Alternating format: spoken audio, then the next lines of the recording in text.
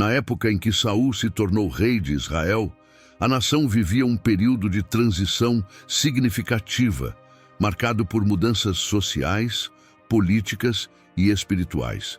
Israel até então era uma confederação de tribos, unidas principalmente por laços familiares e religiosos, mas frequentemente fragmentadas por rivalidades internas e guerras contra povos vizinhos.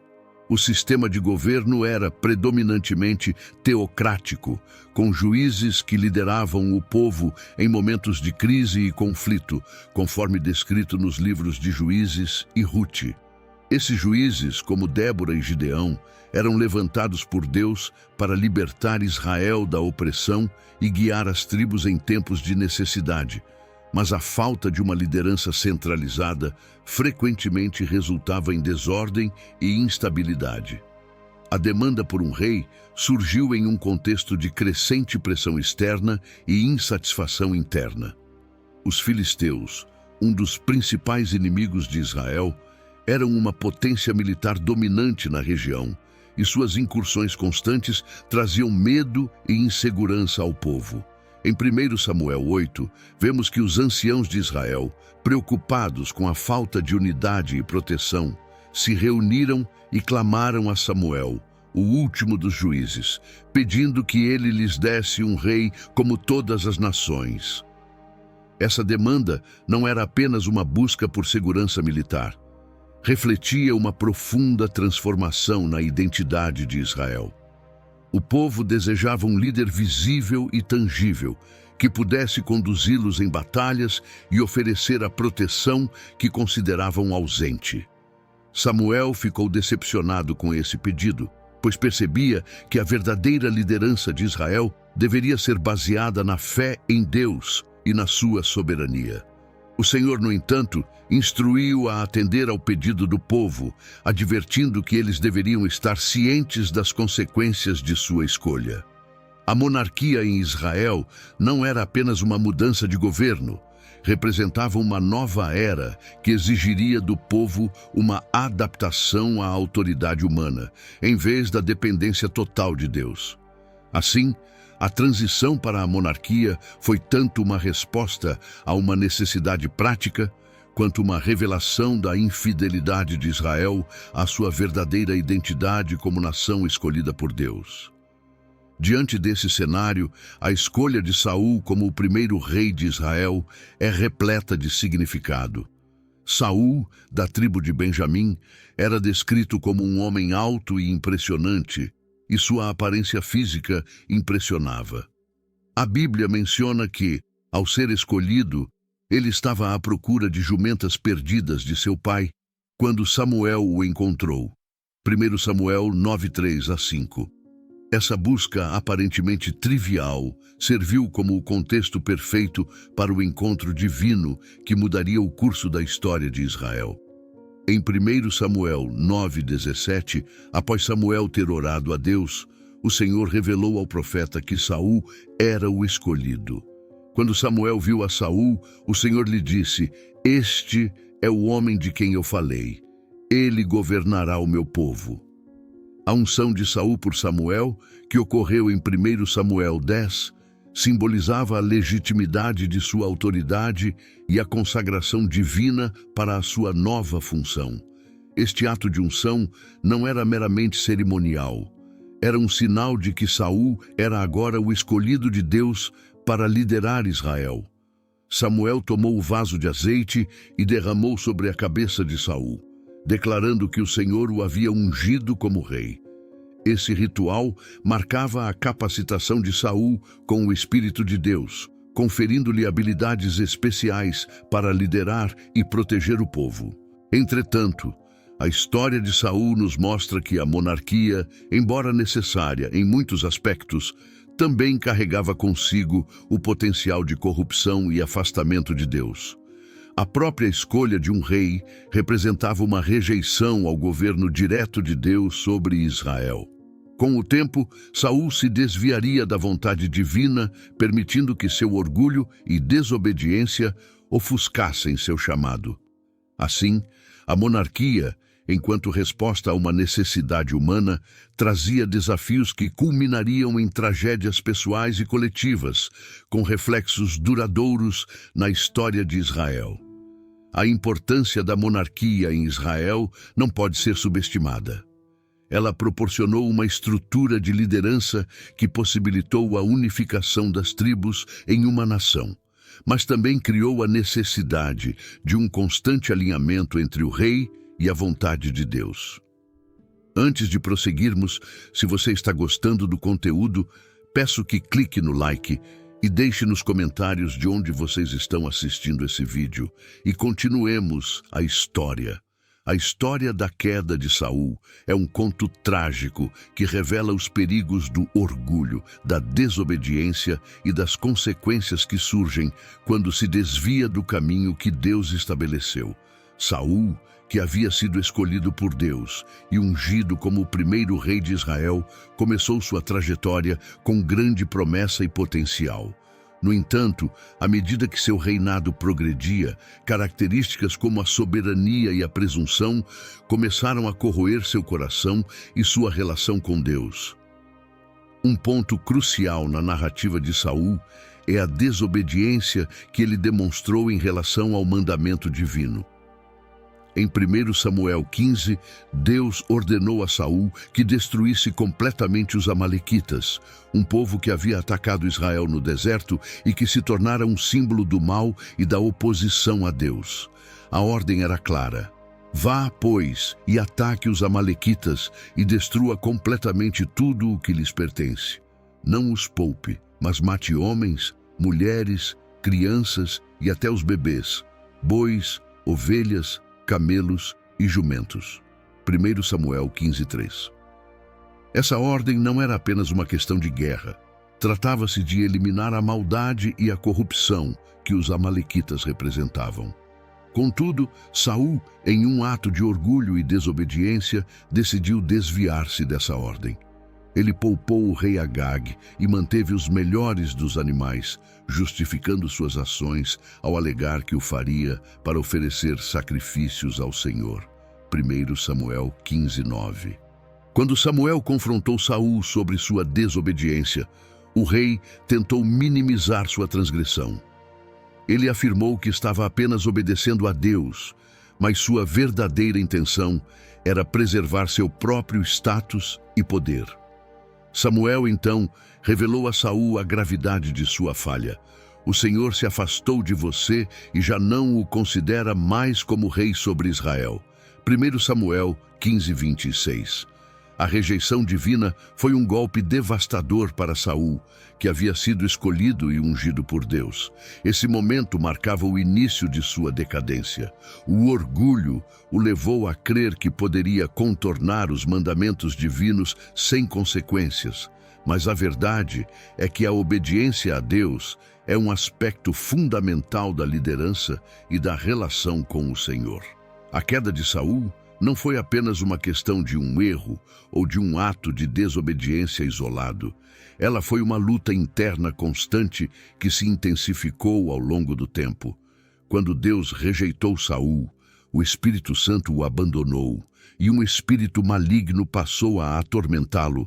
1 Samuel 16:14.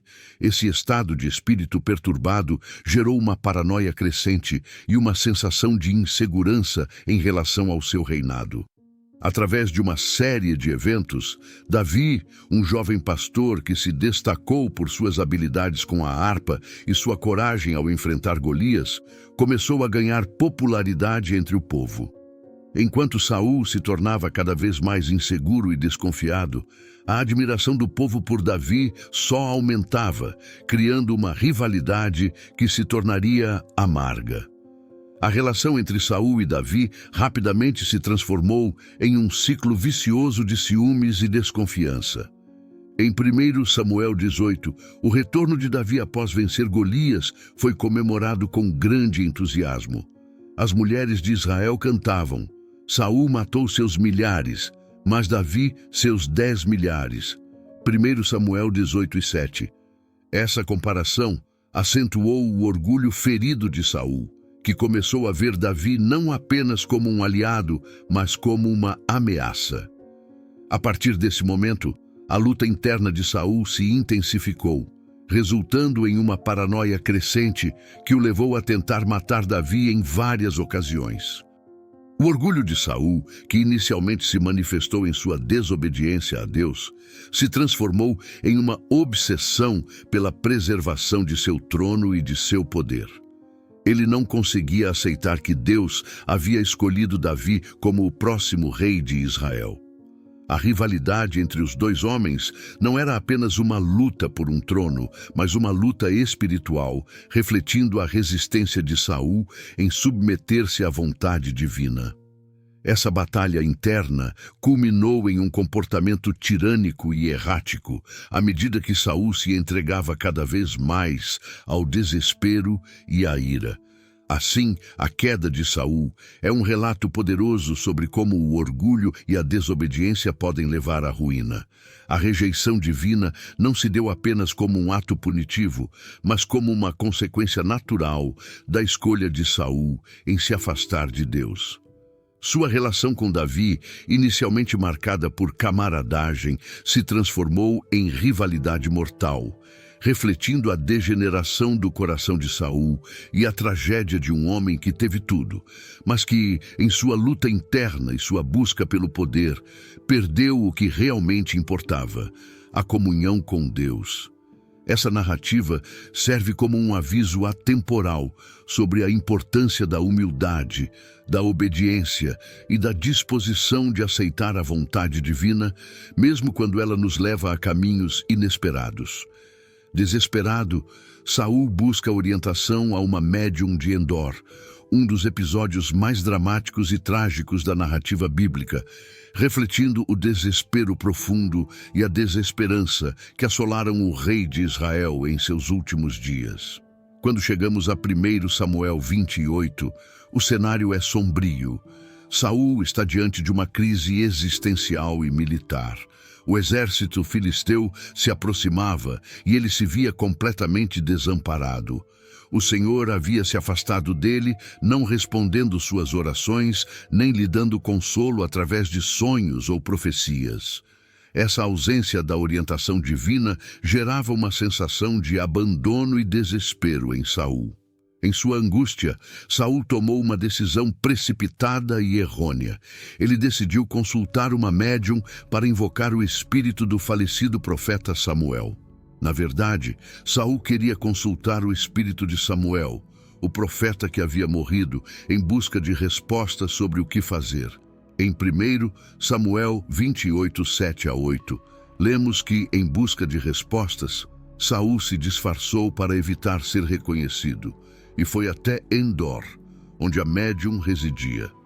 Essa ação revela a profundidade de seu desespero e a sua disposição em buscar qualquer tipo de orientação, mesmo que fosse através de práticas que Deus havia explicitamente proibido. O fato de que Saul, o rei de Israel, buscou uma médium reflete a sua completa deterioração espiritual e moral. Ele, que havia sido escolhido por Deus para liderar seu povo, agora se via compelido a recorrer a uma prática que desonrava o Senhor.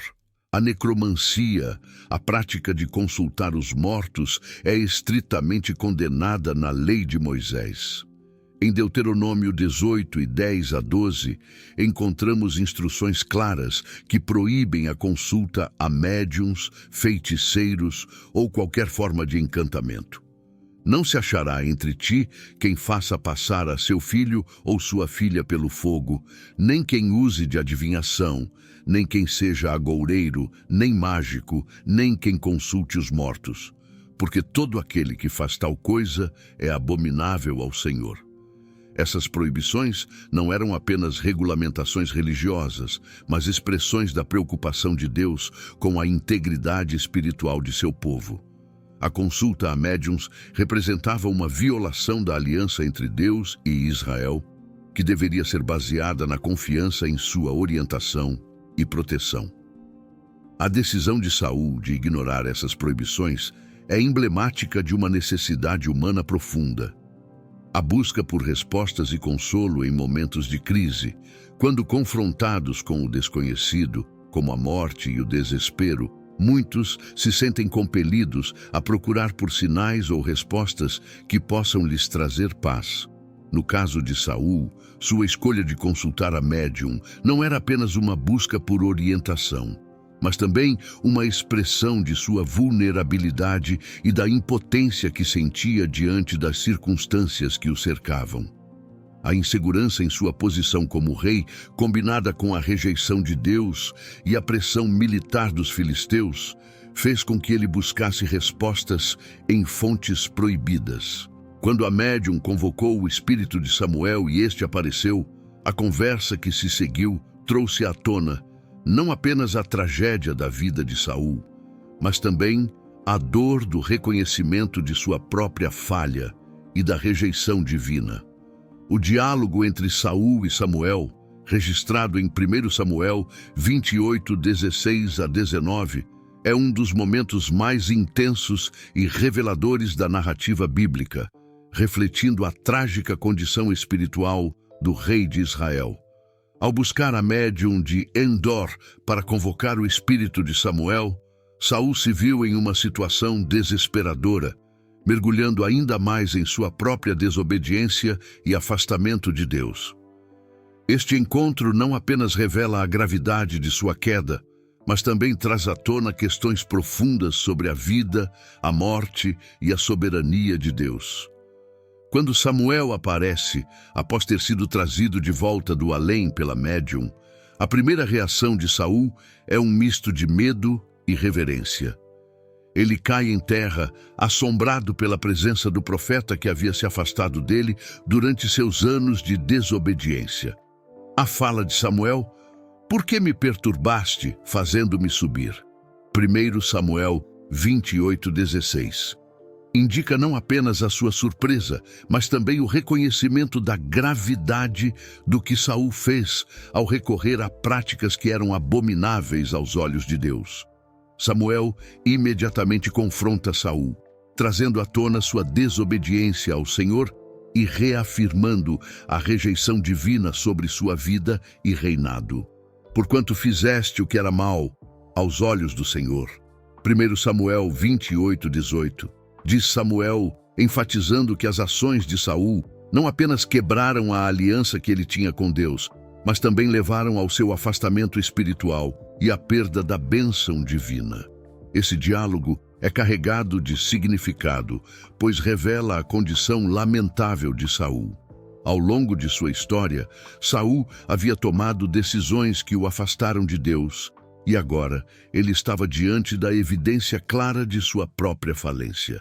A forma como Samuel fala sobre o futuro de Saul e a iminente derrota de Israel é um lembrete sombrio de que suas escolhas não tinham apenas consequências pessoais, mas também repercussões significativas para toda a nação. Samuel profetiza que Saul e seus filhos cairão em batalha, um destino que é não apenas trágico, mas que também representa a culminação de uma vida repleta de desobediência e orgulho. Esse encontro também levanta questões sobre o estado dos mortos e a natureza do que aconteceu. A Bíblia, em Eclesiastes 12:7, ensina que o pó volte à terra como era e o espírito volte a Deus que o deu. Essa passagem sugere que, na morte, o corpo físico retorna à terra, enquanto o espírito retorna ao Criador. Assim, o que se observa no diálogo entre Saul e Samuel não é um simples retorno à vida ou uma interação casual entre o vivo e o morto. Em vez disso, é uma manifestação extraordinária que poderia ser vista como uma permissão excepcional de Deus para que Samuel aparecesse e transmitisse uma mensagem a Saul em um momento de desespero. A aparição de Samuel durante a consulta de Saul, a médium de Endor, levanta questões teológicas profundas e intrigantes que têm sido debatidas por teólogos e estudiosos ao longo da história. A possibilidade de que Samuel, um profeta que já estava morto, pudesse ser realmente trazido de volta à vida através da necromancia, é um ponto de discussão que toca em temas como a natureza da vida após a morte, a soberania de Deus e as implicações morais e espirituais de buscar respostas em fontes proibidas. Primeiramente, a interpretação de que a aparição de Samuel foi uma ilusão permitida por Deus é uma linha de raciocínio que ganhou destaque entre os pais da Igreja e teólogos modernos. Essa perspectiva sugere que, embora a médium tenha invocado Samuel, o que realmente aconteceu foi uma permissão divina para que uma manifestação extraordinária ocorresse, com o propósito de transmitir uma mensagem a Saul. Essa visão é apoiada por passagens bíblicas que falam sobre a natureza de Deus e sua soberania, demonstrando que mesmo em atos de desobediência, ele ainda tem controle sobre todas as coisas. Essa interpretação é reforçada por figuras históricas como João Calvino, que descreveu a aparição de Samuel como uma ilusão diabólica que foi permitida por Deus, não para encorajar a prática da necromancia, mas para que Saul recebesse uma advertência sobre suas ações. Além disso, teólogos modernos continuam a explorar as implicações dessa aparição, refletindo sobre como a experiência de Saul com a médium e a aparição de Samuel poderia ser entendida como um exemplo do desespero humano em busca de respostas e do papel da divina providência. A situação de Saul exemplifica a tendência humana de buscar respostas em lugares proibidos, especialmente em momentos de crise, ao invés de se voltar para Deus em busca de orientação e consolo. Essa busca por soluções fora da vontade divina frequentemente leva a resultados desastrosos, como demonstrado na vida de Saul. Outro aspecto importante a considerar é a ênfase nas promessas de Deus e a importância de confiar nelas, em vez de se envolver em práticas que desafiam seus mandamentos. A desobediência de Saul em consultar a médium reflete não apenas uma falha em reconhecer a soberania de Deus, mas também uma falta de confiança em suas promessas e no seu plano. Deus já havia comunicado a Saul, através de Samuel, que havia escolhido um novo rei para Israel e que a sua desobediência levaria à sua rejeição. No entanto, em vez de aceitar essa verdade e buscar um relacionamento restaurado com Deus, Saul se deixou levar pelo desespero e pela busca de respostas por meio de meios não divinos. Após a consulta à médium de Endor, a trajetória de Saul se torna ainda mais trágica e repleta de desespero. Quando Samuel apareceu, mesmo que de forma extraordinária e provocativa, o profeta trouxe uma mensagem dura e devastadora. Ele reafirmou a rejeição de Deus a Saul e a inevitabilidade da derrota que aguardava Israel na batalha contra os filisteus. Samuel disse a Saul que por causa de sua desobediência, o Senhor havia retirado o reino de suas mãos e o dado a Davi, que já estava sendo preparado por Deus para ocupar o trono. A profecia não deixou dúvidas. Não só a vida de Saul estaria em risco, mas também a de seus filhos e do povo de Israel. A revelação de Samuel sobre a morte iminente de Saul e de seus filhos foi um golpe profundo para o rei. Ele já estava atormentado por medos e ansiedades, e a notícia de que ele encontraria a morte em breve e que seus filhos também seriam perdidos apenas intensificou sua agonia. A história mostra que Saul, consumido pela tristeza e pelo terror, caiu ao chão e foi dominado pelo medo. Esse momento é crucial, pois revela o quão longe ele havia chegado em sua queda. De um rei ungido, que uma vez foi escolhido por Deus, a um homem desesperado e impotente diante de seu destino. Após essa consulta, Saul retornou ao seu acampamento, e a batalha com os filisteus estava prestes a acontecer. A tensão entre os filisteus e os israelitas se intensificou. No dia da batalha, as forças de Saul foram derrotadas, e ele se viu em uma situação desesperadora. Com seus soldados fugindo e seu exército desmoronando, Saul se viu cercado pelos inimigos. Em um ato final de desespero, ele decidiu que não poderia permitir que fosse capturado vivo pelos filisteus, o que o levaria a uma humilhação terrível. Ele não queria enfrentar a vergonha de ser tratado como prisioneiro, nem a possibilidade de ser submetido à tortura ou zombarias. Saul, então, pediu a um de seus escudeiros que o ajudasse a tirar a própria vida. Mas o jovem hesitou em fazer isso. Diante dessa hesitação, Saul tomou a decisão de se lançar sobre sua própria espada. Assim, em um momento de desespero final e desolação, Saul morreu, e com ele se cumpriu a profecia que Samuel havia declarado. A morte de Saul não foi apenas o fim de um rei. Foi a culminação de uma vida marcada por desobediência, orgulho e tragédia. Seus filhos também foram mortos na batalha, e a linhagem real que ele havia esperado proteger foi tragicamente destruída. A história não termina aqui. Após a morte de Saul, o seu corpo foi tratado de forma desonrosa pelos filisteus, que o decapitaram e expuseram seu corpo em uma cidade filisteia, como um troféu de guerra.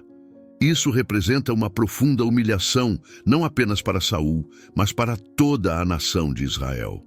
Os habitantes de Jabes-Gileade, ao ouvir o que havia acontecido, corajosamente foram até a cidade dos filisteus e recuperaram o corpo de Saul. Eles deram a ele um sepultamento digno, um ato de respeito por um rei que, apesar de suas falhas, havia sido escolhido por Deus para governar Israel. Após a morte de Saul, a situação em Israel tornou-se ainda mais complicada. O reino, que já estava fragilizado sob a liderança de Saul, se viu sem uma direção clara. A morte do rei e de seus filhos, incluindo Jonatas, um dos mais valiosos guerreiros e amigos de Davi, deixou um vazio de poder e um clima de incerteza. A triste notícia da derrota dos israelitas e da morte de Saul rapidamente se espalhou, e a nação enfrentou o pânico e a desilusão. Os filisteus, agora vitoriosos, aproveitaram a oportunidade para consolidar seu controle sobre a região, desafiando ainda mais a identidade e a soberania do povo de Israel. A falta de um líder claro fez com que muitas tribos de Israel se dividissem em suas lealdades. Enquanto alguns continuaram a apoiar a casa de Saul, outros começaram a olhar para Davi, o jovem que havia sido ungido como o próximo rei, embora ainda não tivesse tomado o trono. Davi, que havia servido no palácio de Saul como músico e guerreiro, estava se tornando uma figura popular entre o povo, especialmente após suas vitórias contra os inimigos de Israel. Após a morte de Saul, Davi estava em Ziclag, um lugar que havia se tornado seu refúgio. Ele havia sido perseguido por Saul por muitos anos e sua vida estava cheia de provações e perigos. Contudo, Davi manteve sua fé em Deus e confiou nas promessas que lhe haviam sido feitas. Quando a notícia da morte de Saul chegou a Davi, ele ficou profundamente entristecido, não apenas pela perda do rei, mas também pela morte de Jonatas, seu amigo íntimo. Davi compôs um lamento que ficou conhecido como a Canção do Arco, em homenagem a Saul e Jonatas. Em 2 Samuel 1:19-27, ele expressa seu pesar e honra os feitos de Saul, reconhecendo o papel de ambos como líderes e guerreiros de Israel. O lamento de Davi não apenas refletiu sua dor pessoal, mas também evidenciou sua humildade e respeito pelo rei, mesmo considerando os conflitos que tiveram. Davi não se alegrou pela morte de Saul, mas ao invés disso, demonstrou compaixão e honra, um sinal de seu caráter nobre e da sua compreensão do que significa ser um verdadeiro líder. À medida que a situação em Israel se desdobrava, os líderes das tribos começaram a se reunir para discutir o futuro da nação. A falta de um rei e a influência crescente dos filisteus geraram um senso de urgência. Embora Davi já tivesse sido ungido por Samuel, ele ainda não havia assumido o trono. Isso mudou quando as tribos do sul, especificamente a tribo de Judá, foram as primeiras a reconhecer Davi como rei. Eles o ungiu em Hebrom, marcando o início de seu reinado, embora esse fosse apenas sobre Judá a princípio. Davi rapidamente se estabeleceu como rei em Hebrom e começou a consolidar seu poder. Mas a transição não foi pacífica. A casa de Saul, representada por Isbosete, um dos filhos sobreviventes de Saul, também reivindicou o trono. A nação estava dividida entre os seguidores de Davi e os de Isbosete, levando a um período de conflito civil. Essa batalha pelo poder resultou em várias batalhas entre as forças de Davi e as do exército de Isbosete, refletindo as tensões que ainda permeavam o povo de Israel. A divisão de Israel sob as duas casas resultou em um período de grande conflito, conhecido como a Guerra Civil Israelita. Davi, com sua liderança e carisma, começou a ganhar a favor do povo, especialmente à medida que suas vitórias militares se tornavam mais frequentes. Ele lutou bravamente contra os filisteus e outras nações vizinhas, mostrando-se um líder estratégico e corajoso. Ele liderou a tribo de Judá e, com o apoio de seus homens, fortaleceu suas defesas e estabeleceu alianças estratégicas. Contudo, a oposição de Isbosete, filho de Saul, ainda persistia. Isbosete era apoiado por Abner, o comandante do exército de Saul, e como tal, sua reivindicação ao trono representava um desafio significativo para Davi. Durante esse período, as tensões aumentaram entre os dois lados, resultando em várias batalhas. A guerra civil era uma realidade amarga e sangrenta. Embora Davi fosse o ungido de Deus e já tivesse uma reputação como líder militar, sua ascensão não era garantida. Ele precisava enfrentar não apenas os inimigos externos, mas também a incerteza interna causada pela divisão entre as tribos. Davi e seus homens participaram de combates decisivos, incluindo a batalha em Gibeão, onde as forças de Isbosete e de Abner se enfrentaram. Durante esse conflito, um dos guerreiros leais de Davi, Joabe, entrou em confronto com Abner. A batalha resultou em um grande número de mortes, mas ao final, Abner teve que recuar. O cenário era caótico e, apesar de Davi não ter um papel ativo na batalha, sua reputação como líder estrategista se solidificava a cada vitória. O conflito interno culminou em um ato que marcaria decisivamente a história de Israel. Abner, ao perceber que sua posição estava ameaçada, mudou de lado e ofereceu apoio a Davi, propondo unir todas as tribos sob sua liderança. Davi, reconhecendo a necessidade de um líder forte e experiente, aceitou a proposta de Abner. Este movimento não apenas trouxe mais força ao exército de Davi, mas também significou um passo importante para a unificação de Israel. Entretanto, a relação de Davi com Joabe, que era o comandante do exército de Davi, complicou ainda mais a situação. Joabe era um homem de lealdades intensas, e sua ambição frequentemente o levava a agir de maneira imprudente. Após a morte de Abner, assassinato perpetrado por Joabe em um ato de vingança pela morte de seu irmão, Asael, a tensão entre Davi e seu comandante aumentou. Davi ficou profundamente chateado com a morte de Abner e percebeu que a unificação que ele buscava poderia ser comprometida por ações impensadas de seus próprios homens. Ele lamentou a morte de Abner publicamente, mostrando que seu desejo era pela paz e pela unidade, não pela vingança. Com a morte de Isbosete, que foi assassinado por seus próprios homens em um ato de traição, a estrada para Davi se tornar o rei de todo Israel estava finalmente aberta. Ele foi aclamado rei em Hebrom por todos os israelitas e estabeleceu sua capital em Jerusalém. A escolha de Jerusalém como capital foi estratégica, pois a cidade não era de nenhuma tribo em particular, tornando-a um local neutro que poderia simbolizar a unidade de todas as tribos de Israel. Uma das primeiras ações de Davi como rei foi conquistar a fortaleza de Sião, que mais tarde se tornaria conhecida como a Cidade de Davi.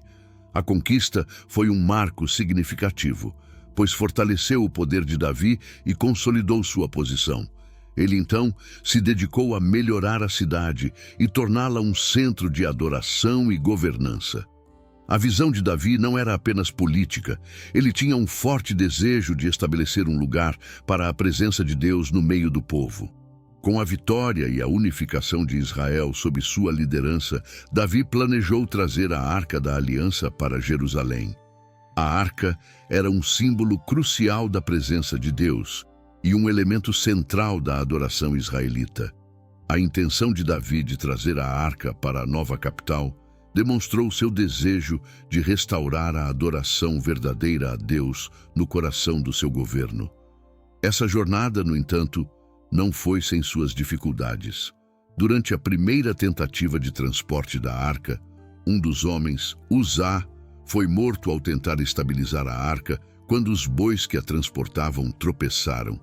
Essa tragédia serviu como um poderoso lembrete da santidade de Deus e da importância de abordar a presença divina com reverência. Após esse evento, Davi aprendeu a importância de seguir as instruções de Deus e preparar adequadamente o transporte da arca.